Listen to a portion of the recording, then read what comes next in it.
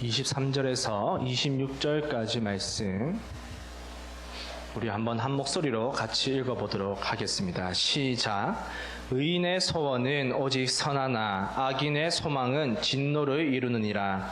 흩어 구제하여도 더욱 부하게 되는 일이 있나니 과도히 아껴도 가난하게 될 뿐이니라. 구제를 좋아하는 자는 풍족하여 질 것이요 남을 윤택하게 하는 자는 자기도 윤택하여 지리라. 곡식을 내놓지 아니한 자는 백성에게 저주를 받을 것이나 파는 자는 그의 머리에 복이 임하리라. 아멘. 아멘. 여러분, 오늘이 교회 절기로 무슨 날인지 혹시 아세요?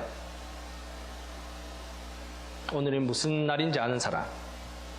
엄청난 선물이 기다리고 있습니다. 자신 있게 손을 들고 말해주면 될 것 같아요.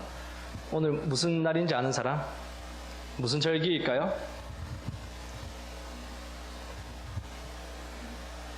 힌트 잘 보세요. 목사님을 잘 보세요. 기준이 성령 감림 주일, 그렇죠. 성령 감림 주일입니다. 절이라고도 하기도 주일이라고도 해요. 예, 사랑해요. 예, 선물이었어요. 다음부터 아무도 손 안 드는 거 아니죠. 더 많이 들 거라고 예상하고 있습니다. 예.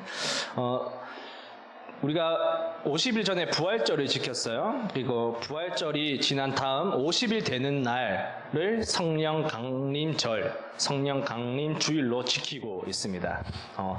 성령 강림절이라고 한 이유는 오순절 될 때, 오순절에 마가 다락방에서 성령님께서 임하신 그 제자들에게, 사도들에게 임하신 그 사건을 기념하는 절기가 바로 성령 강림절입니다. 그래서 그 사건으로 인해서 성령님께서는 항상 우리와 함께 하시고, 지금 우리가 예배 드리는 가운데도 같이 임재하여 주시고, 우리가 말씀을 들을 때 또 우리에게 감동도 주시고, 우리가 또 기쁨으로 찬양할 수 있게 하시는 분이 바로 성령님이십니다. 이제 절기에 대해서 좀 한 번씩 이해를 하면 참 좋을 것 같아요.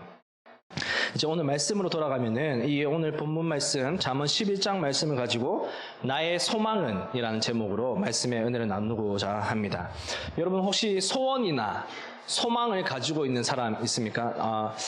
물론 다 가지고 있겠죠. 자신 있게 저의 소원은 이거입니다. 저의 소망은 이거입니다. 한번 말해 줄 친구 있나요? 선물이 있습니다. 이제 아무도 기겁을 하고 이제 손을 안 드는데, 뭐 예린이한테 물어보면 또 수능 만점이라고 할 것 같아서 안 물어보겠습니다. 다들 소원이나 또 소망이 있죠. 꿈이나 목표가 있습니다. 사실 사람이라면 누구든지 소원이나 소망을 가지고 살아갑니다. 사람의 욕구이자 니즈이기 때문에 그렇죠. 소원이나 소망이 없는 사람은 없습니다. 왜냐하면 그것이 없다는 것 자체가 살아가는 의미가 없고 살아갈 이유가 없는 거기 때문에 그렇겠죠. 오늘 본문 23절에서도 굉장히 그것이 잘 나타나는데 23절 말씀 우리가 먼저 한번 같이 읽어보도록 하겠습니다. 같이 읽겠습니다. 시작. 의인의 소원은 오직 선하나 악인의 소망은 진노를 이루느니라. 아멘.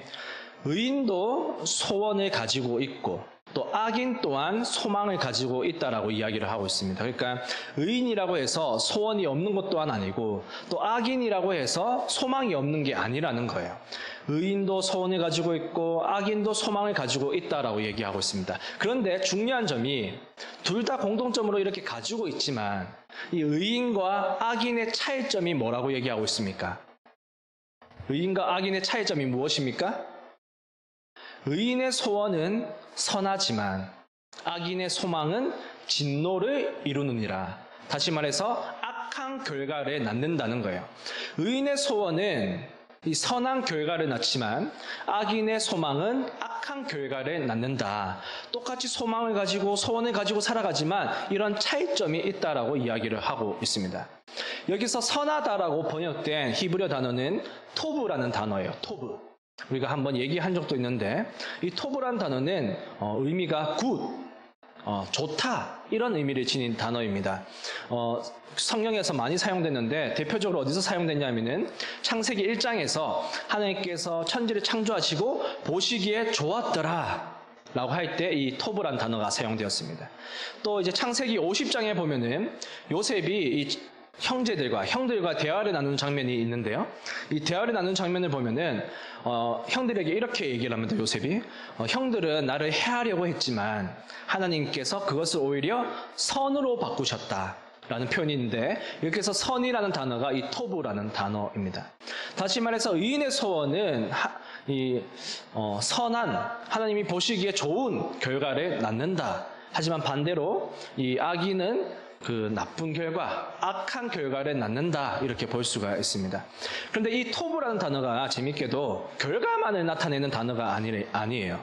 그 과정 역시도 선함을 나타내는 단어가 이 토브라는 단어인데, 다시 말해서 이 의인의 소원은 결과만 선할 뿐만 아니라, 결과가 선한 것은 당연하지만 그 과정, 그 방법까지도, 그 소원을 이루어 나가는 그 방법 역시도 선하다라는 것을 나타내주고 있다는 거예요.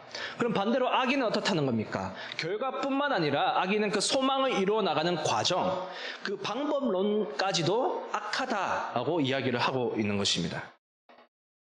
우리가 여기서 23절에서 알 수 있는 첫 번째는요, 그리스도인들의 삶은, 그리스도인들의 소원과 소망은 그 과정 역시도 선해야 한다는 것을 알 수가 있습니다. 앞서 얘기했지만 우리는 모두 소원을 가지고 있습니다. 소망을 품고 있습니다. 또 목표가 있고 비전이 있고 꿈이 있습니다.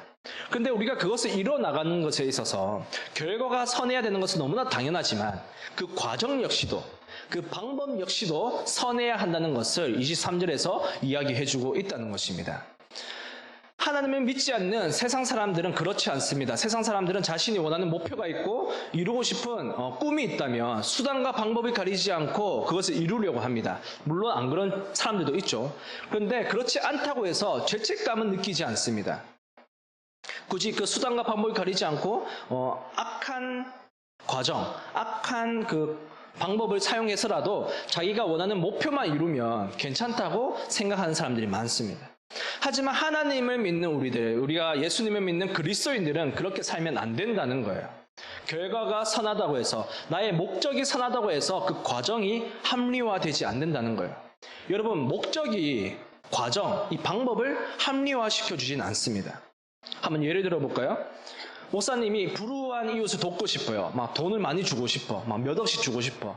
그렇다고 해서 목사님이 만약에 은행을 털어서 그것을 돕는다고 한들 그것이 과연 선한 일일까요? 하나님께서 기뻐하실까요? 전혀 기뻐하시지 않는다는 거예요. 그러니까 목적이 아무리 선하다고 하더라도 그 과정과 그 방법이 하나님이 보시기에 옳지 않다면, 하나님이 보시기에 좋지 않다면 그것은 하나님께서 기뻐하시지 않는다는 것입니다. 그래서 우리는 각자의 목표, 비전, 소원, 소망이 있지만 그것을 이뤄나가는 과정과 결과가 모두 하나님이 보시기에 선해야 된다는 거예요. 올바라야 된다는 겁니다. 정직해야 된다는 겁니다. 반대로 이야기하면은 내가 의인인지, 내가 지금 의인으로서 살아가고 있는지, 아니면 내가 악인의 삶을 살아가고 있는지 어떻게 하면은 알 수 있다는 겁니까? 나의 이 과정과 결과들이 선한지, 아니면 진노를 이루는지, 이것을 살펴보면, 점검해보면 내가 악인의 삶을 살아가고 있는지 아니면 의인의 삶을 살아가고 있는지 알 수가 있다는 거예요. 여러분, 한번 여러분의 그 삶을 한번 점검해 보시길 바랍니다. 내가 어떤 이루고 싶은 목표가 있는데 그것을 이루기 위해서 혹시 나의 과정, 방법들이 잘못된 것은 없는지, 하나님이 보시기에 악한 것은 없는지, 선하지 않은 것은 없는지 한번 우리의 삶을 점검해 볼 필요가 있다는 것입니다. 하나님이 보시기에 그 방법과 과정이 선하지 않는다면 그것을 이룬다고 한들, 하나님께서 보시기에 선하다고 생각하는 그 목적을 이룬다고 한들 아무런 의미가 없다는 것입니다. 한번 예를 들어서 성경 인물을 한번 살펴볼까요? 하나님께서 기뻐하시는 소원을 말한 인물이라고 하면은 여러분 혹시 떠오르는 사람이 있습니까? 소원을 말했을 때 하나님께서 굉장히 기뻐하셨다. 그 혹시 인물이 생각나는 사람이 있습니까? 물론 여러 인물이 있죠. 여러 인물이 있지만 저는 제일 먼저 떠오르는 사람이 솔로몬이었어요. 솔로몬. 솔로몬이 왕이 되거나 다윗을 이어서 왕이 된 다음에 제일 먼저 한 일이 1000번제를 드리는 거였습니다. 하나님께 1000번의 제사를 드리고 난 뒤 하나님께서 그 제사를 기뻐 받으시고 이 솔로몬에게 물으세요. 너의 소원이 무엇이냐? 내가 들어주겠다. 그러자 솔로몬이 무엇을 구했습니까? 무엇을 하나님께 소원을 빌었습니까? 역대 하에 보면은 이제 지혜를 구했다라고 표현이 되어 있고요. 그리고 열왕기를 보면은 듣는 마음을 구했다라고 이렇게 표현을 하고 있습니다. 다시 말해서 솔로몬은 하나님께 소원을 구했는데 무엇을 구했느냐? 지혜를 구했는데 그 지혜는 어떠한 지혜냐? 왕으로서 백성들의 소리를 들을 수 있는 그 마음을 달라고, 그 지혜를 달라고 구했다는 거예요. 하나님이 그 소원을 굉장히 기쁘시게 받으셨습니다. 그래서 이 솔로몬에게 하나님께서는 그 지혜뿐만 아니라 나라의 강건함과 부유함까지 주겠다고 그렇게 약속을 하시죠. 하나님께서 왜 솔로몬의 이 소원을 기뻐하셨을까요? 그것은 자신의 유익, 자신의 이익을 구한 것이 아니라 하나님께서 맡기신 왕으로서의 사명을 잘 감당하기 위한 소원을 빌었기 때문에 그 선한 의도, 그 선한 마음을 하나님께서 기쁘시게 받으신 것입니다. 반대로 하나님께서 기뻐하시지 않은 이 소망을 품었다가 하나님께 심판을 받은 인물이라고 하면은 여러분 생각나는 사람이 있습니까? 성경에 여러 악한 인물들이 나오지만 저는 이것을 떠올랐을 때 제일 먼저 떠오른 인물이 아간이라는 사람이었어요. 아간. 이 아간이라는 인물이 어떠한 인물이었냐 하면은 이스라엘 백성들이 출애굽하고 나서 광야길을 보내고 나서 이제 처음으로 가나안 땅에 딱 들어갔는데 제일 먼저 마주친 것이 이제 여리고성이었습니다. 그리고 여리고성 전투를 벌이죠.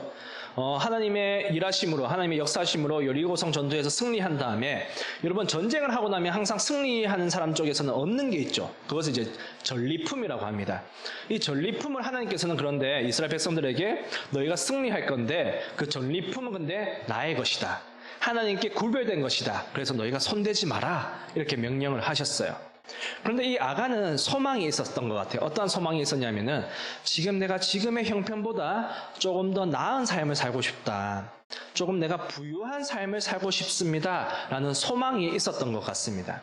우리가 부자가 되고 싶은 것, 우리가 좀 더 부유한 삶을 살고 싶은 것, 그것은 사실 하나님 앞에 죄는 아닙니다. 근데 아까도 얘기했지만 그 과정과 결과가 선해야 된다는 거죠. 하나님 보시기에 좋아야 된다는 겁니다. 그런데 아간은 그렇지 못했습니다. 아간은 하나님의 것으로 구별된 이 전리품을 몰래 가져다가 자신의 집에 두었습니다. 죄를 지은 것이죠. 그러자 어떻게 되었습니까? 그 여리고성과는 비교도 안 되는 작고 작은 그 아이성, 그 여리고성 다음에 이제 전쟁을 벌인 이 아이성의 전투에서 이스라엘 백성들은 패배를 하고 맙니다. 이스라엘 백성들은 충격적이죠. 이 거대한 여리고성도 우리가 무너뜨렸는데 이 작고 작은 아이성에서 우리가 지다니 충격을 받게 됩니다. 왜 졌습니까? 바로 이 아간의 한 명의 죄 때문에. 이 아간의 한 명의, 이 아간이라는 한 사람의 그 악한 의도, 그 과정과 방법과 결과가 선하지 않았던 그 소망 하나 때문에 하나님께서는 그 이스라엘 전체의 패배, 심판을 내리신 것을 볼 수가 있습니다. 이처럼 우리의 꿈과 목표, 소원과 비전, 이런 것들이 하나님이 보시기에 우리는 선한지 아니면 악한 것은 없는지 우리는 점검을 해봐야 됩니다. 그 과정과 방법들 역시도 우리는 살펴봐야 한다는 것입니다. 그럼으로써 우리는 의인으로 살아가고 있는지, 내가 혹시 악인으로 삶을 살아가고 있지는 않은지 날마다 점검함으로써 의인의 삶을 살아갈 수 있도록 우리는 노력을 해야 되는 것입니다. 이어서 24절에서 26절 말씀을 보면요. 어떠한 내용을 다루고 있냐면은 공동체 안에서 어려운 이웃을 우리가 도와줘야 되고, 그리고 그것을 도와주었을 때, 이 구제하였을 때 하나님께서 엄청난 축복을 내리실 것이라는 것을 이 24절에서 26절의 말씀에서 말씀하고 있습니다. 먼저 한번 24절 말씀부터 보겠습니다. 24절 말씀 한번 같이 읽어보겠습니다. 시작. 흩어 구제하여도 더욱 부하게 되는 일이 있나니 과도히 아껴도 가난하게 될 뿐이니라. 아멘. 우리가 이 어려운 이웃을 구제, 이렇게 물질을 사용하고 물질을 주면 어떻게 된다고 합니까? 오히려 더 부유하게 된다, 부하게 된다. 그런데 내가 과도하게 막 이렇게 아끼는데도 그런데 가난하게 될 뿐이다. 오히려 구제하지 않으면 가난하게 된다. 아끼더라도 이렇게 얘기를 하고 있습니다. 여기서 과도히 아낀다라고 할 때 이 과도히라는 이 단어는요, 두 가지 의미가 있습니다. 그러니까 올바르지 않은 이런 의미가 있고요. 그리고 또 불법적인 이런 뜻을 지닌 단어예요. 다시 말해서 이 과도히 아낀다는 것을 두 가지 측면으로 해석할 수 있다는 거예요.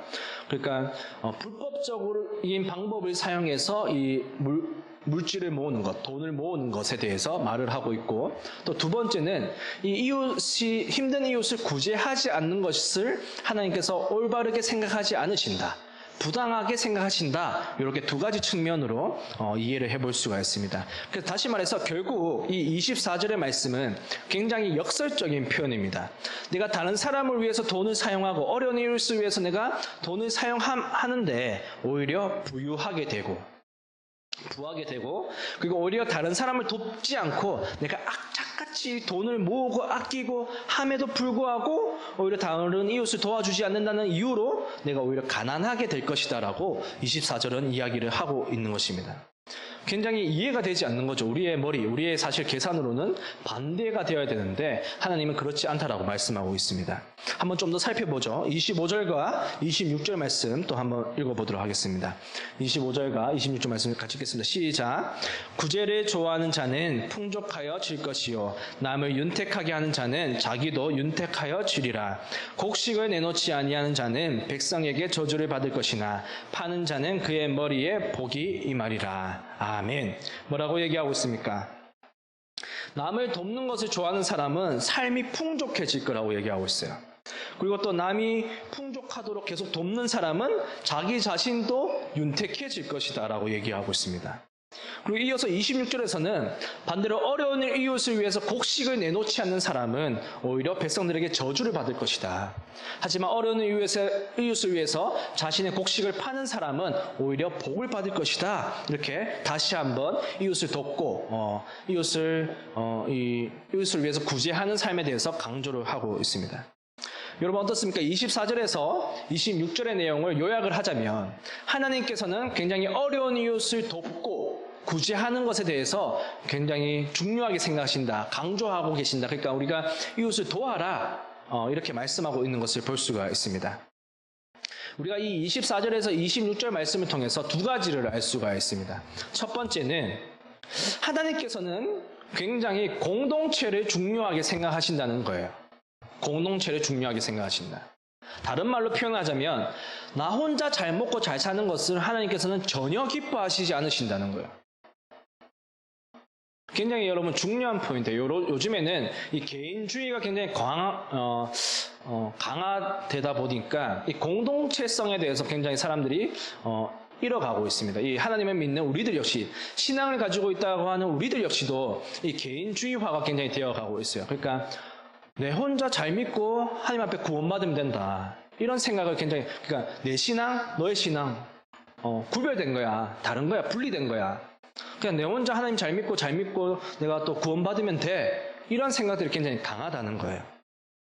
그런데 여러분 한번 봅시다. 우리가 지금 센터 장로교회 청소년 사역부로서 한 공동체로서 이렇게 예배를 드리고 있습니다.